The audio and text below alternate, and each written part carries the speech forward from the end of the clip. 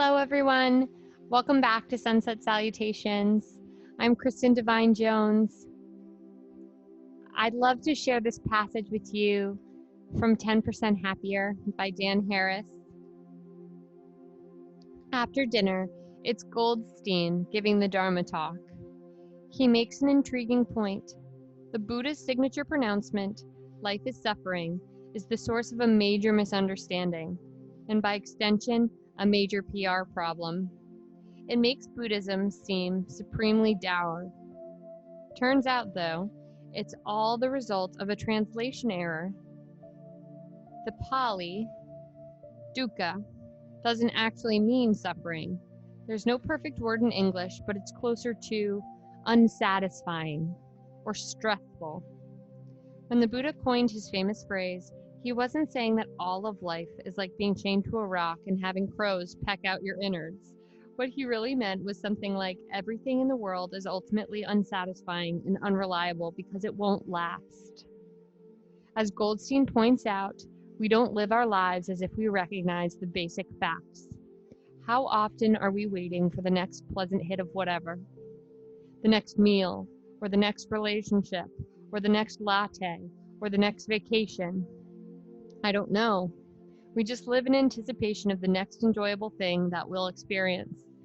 I mean, we've been, most of us, incredibly blessed with the number of pleasant experiences we've had in our lives. Yet when we look back, where are they now?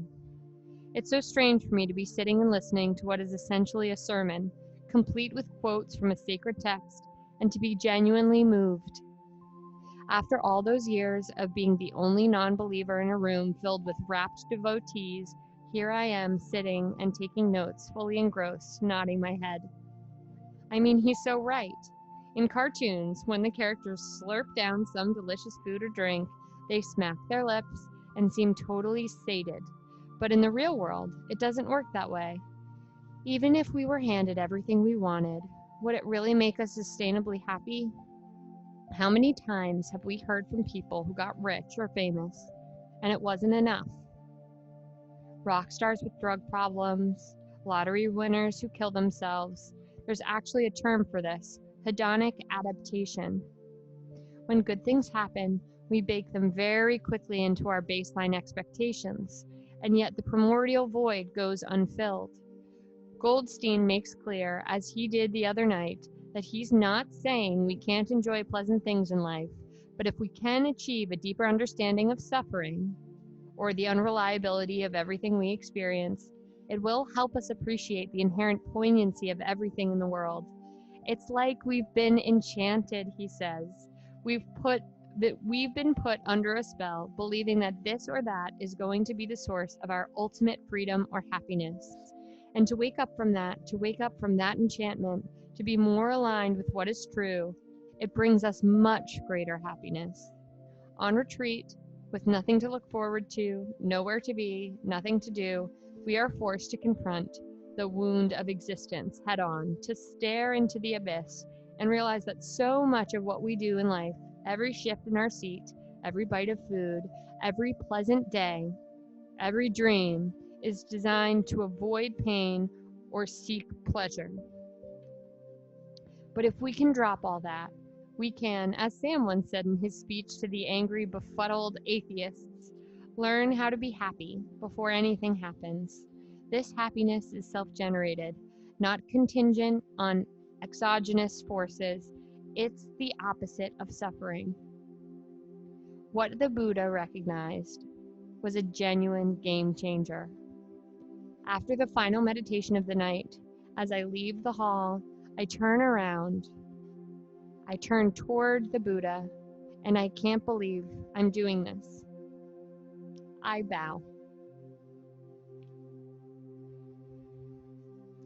I think part of what transforms in Dan here and what I connect with and find interesting is the letting go of expectations on so many different levels here. He has expectations of his own belief systems and on the way that religion is supposed to work and what is religion and isn't, and he's sort of all wrapped up in all of this conceptualizing And instead, in this moment, as he's listening to this talk for the first time on such a deep level, he comes to appreciate how transient everything in his life is. And in a way, how you can exchange feeling like, oh no, this is going to disappear anytime soon, to, oh wow, I'm so lucky that I have this moment now.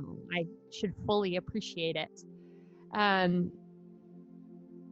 And to find him come to learn that after spending such a tremendous amount of time and energy worried about the past or the future, it makes me feel like I can do it too.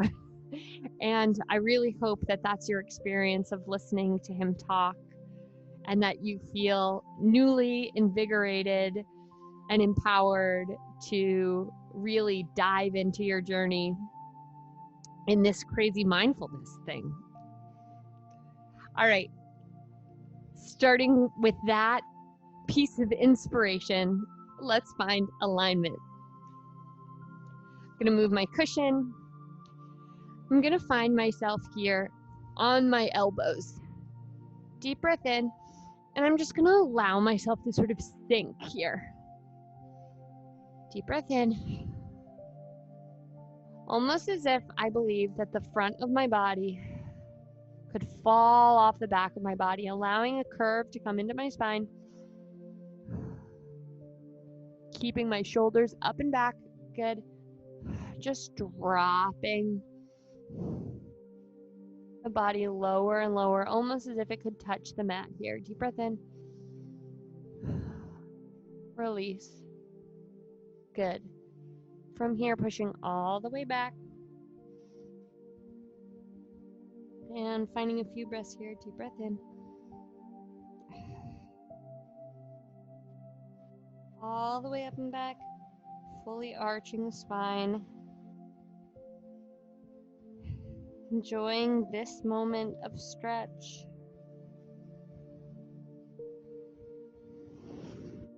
And letting that go. Shaking your head no. Shaking your head yes. Good. From here, finding yourself on standard all fours. Making sure that you're in a 90-degree angle here. That your fingers are wide. Good. We're just going to make a figure 8 with our hips. Good.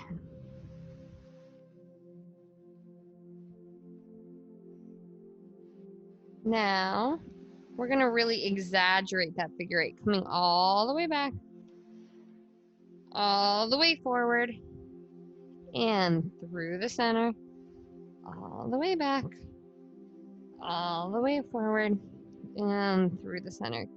Good. From here, rolling the shoulders down the back, pushing forward and back into that arm. Excellent. Finding yourself with your legs in parallel here. I'm not working towards stretching my hips at all. Finding my fingers in a tented position, rolling down and back, lower into the spine. Breathing in. I want to see if I can feel as though I can rest my rib cage onto the floor here. I want to strengthen and stretch that lower spine, elongating to the point that that floating rib is reaching towards your knees. Deep breath in, lower the shoulders down the back, and see if you can really stretch the spine. Good. And deep breath in. On your exhale, come to sit up. Lovely. Excellent. Find your right hand on the ground. Good. Shoot that left arm behind you. And just find a light bend in that right arm, looking up and towards the ceiling. Good. Switching the other way. Getting the left hand on the floor. And your right arm behind your back and just bending in and looking up towards the ceiling. Good. Awesome. I feel ready to take my seat. I'm going to grab my cushion.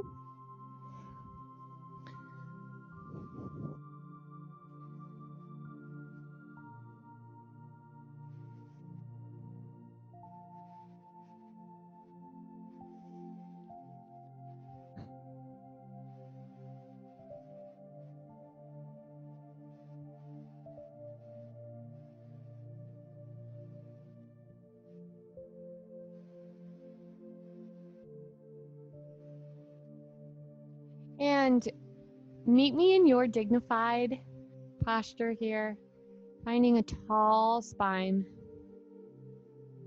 Good.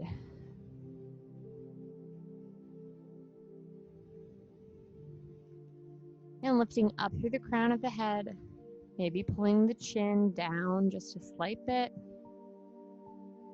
And when you feel comfortable, allow your eyes to close.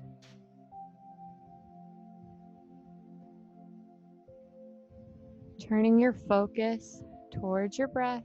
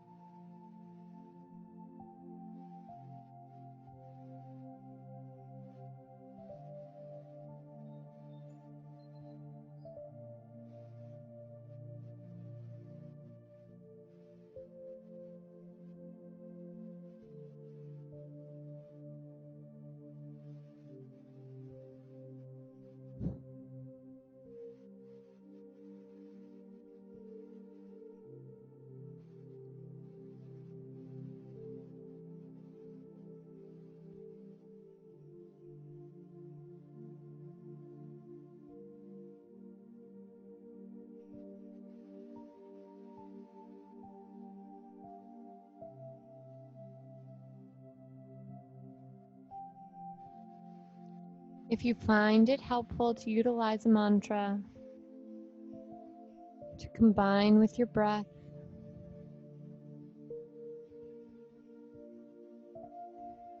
breathe in, letting go. Breathe out, ease.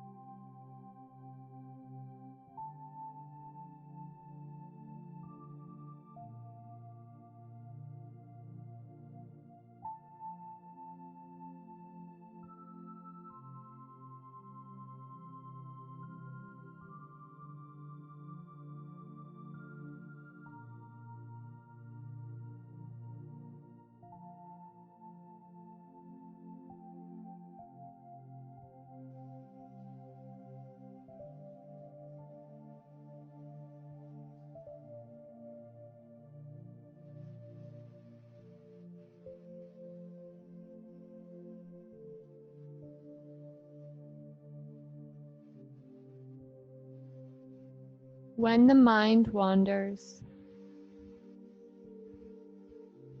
without judgment or criticism, bring your focus back to the breath.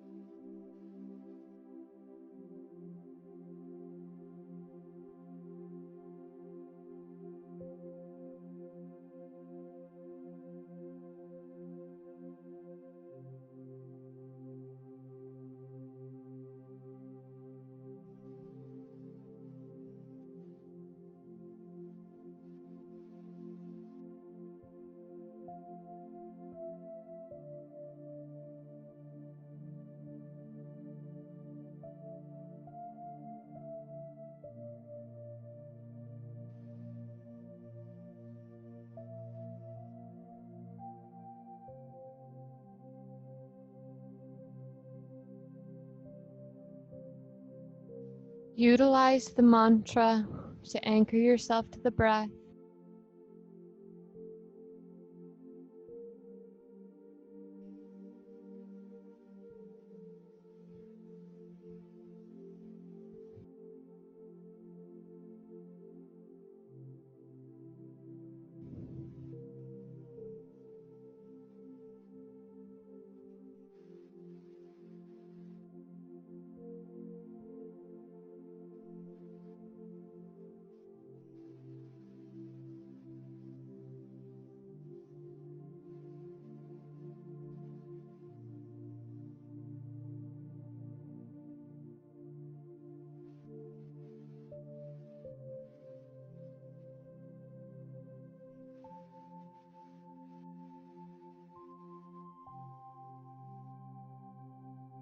When you feel ready, allow the mind to wander.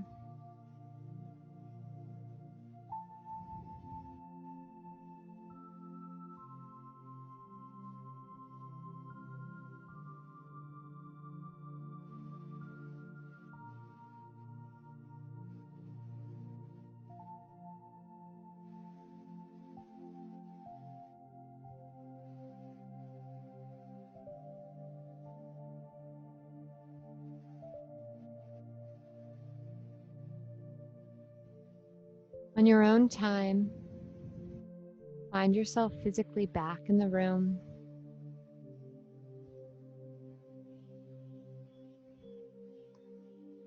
Notice the feeling of the air in the room. Feel your breath, the temperature.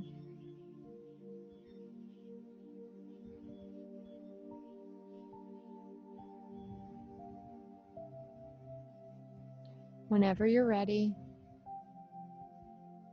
come back to the room. Notice the feeling of your legs against the ground, your hands on your knees. Feel the temperature in the room.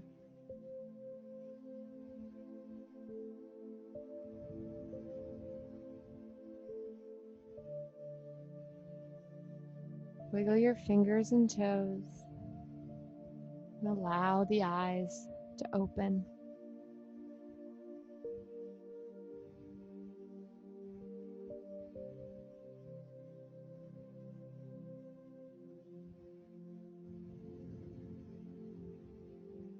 I hope you might find some time now to rest and restore on your side.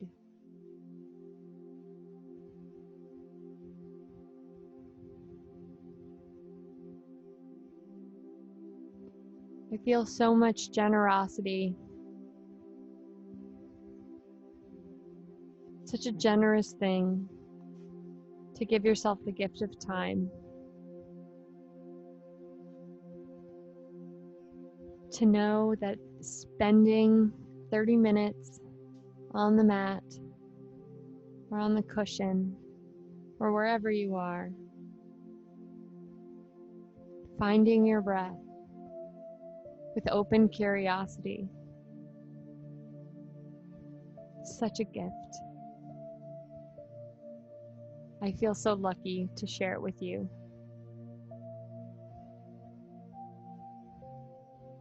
Thank you so much for joining me for Sunset Salutations. I'll see you next time.